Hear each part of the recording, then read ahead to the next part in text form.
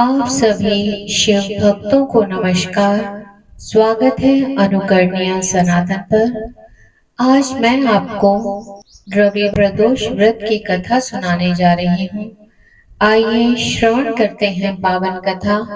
सभी बोले भगवान बोले शंकर जी की जय।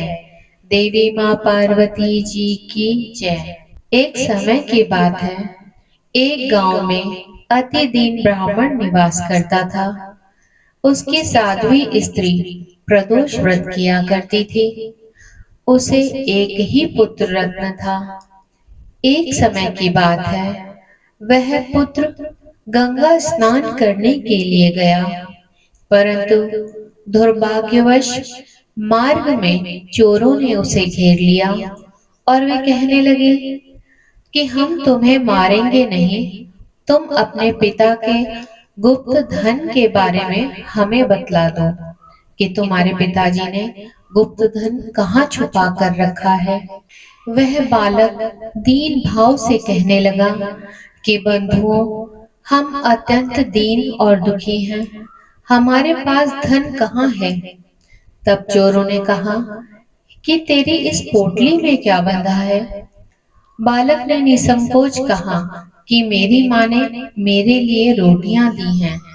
यह सुनकर चोरों ने अपने साथियों से कहा कि साथियों, यह बहुत ही दीन दुखी मनुष्य है, अतः हम किसी और को लूट लेंगे। इतना कहकर चोरों ने उस बालक को वहां से जाने दिया। बालक वहां से चलते हुए एक नगर में पहुंचा। नगर के पास एक बरगद का पेड़ था। वह बालक उसी बरगद के वृक्ष की छाया में सो गया। उसी समय उस नगर के सिपाही चोरों को खोजते हुए उस बरगद के वृक्ष के समीप पहुंचे और बालक को चोर समझकर बंदी बना राजा के पास ले गए। राजा ने उसे कारावास में बंद करने का आदेश दिया। ब्राह्मणी का लड़का जब घर नहीं लौटा, तब उसे अपने पुत्र की बड़ी चिंता हुई।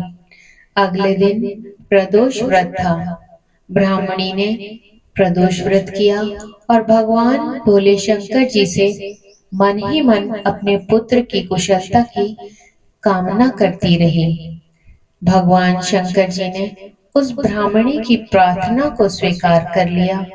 उसी रात भगवान भोले शंकर जी ने उस राजा को स्वप्न में आदेश दिया कि वह बालक जो कारागार में है वो चोर नहीं है, उसे प्रातः काल छोड़ दें, अन्यथा तुम्हारा समस्त राज्य वैभव नष्ट हो जाएगा। प्रातःकाल राजा ने भगवान शिव जी की आज्ञा अनुसार उस बालक को कारावास से मुक्त कर दिया। बालक ने अपनी सारी कहानी राजा को सुनाई। सारा वृतांत सुनकर राजा ने अपने सिपाहियों को उस बालक के घर भेजा और उसके माता पिता को राज दरबार में बुलाया। उसके माता पिता बहुत ही भयभीत थे। राजा ने उन्हें भयभीत देखकर कहा कि आप भयभीत ना हो, आपका बालक निर्दोष है। राजा ने ब्राह्मण को 5 गांव दान में दिए, जिससे कि वे सुख पूर्वक अपना जीवन व्यतीत कर सके। इस तरह ब्राह्मण आनंद से रहने लगा। भगवान शंकर जी की कृपा से उसकी दरिद्रता दूर हो गई। अतः जो भी मनुष्य रवि प्रदोष व्रत को करता है, वह सुख पूर्वक और निरोगी होकर अपना पूर्ण जीवन व्यतीत करता है। सभी बोले भगवान भोले शंकर जी की जय। देवी माँ पार्वती जी की जय।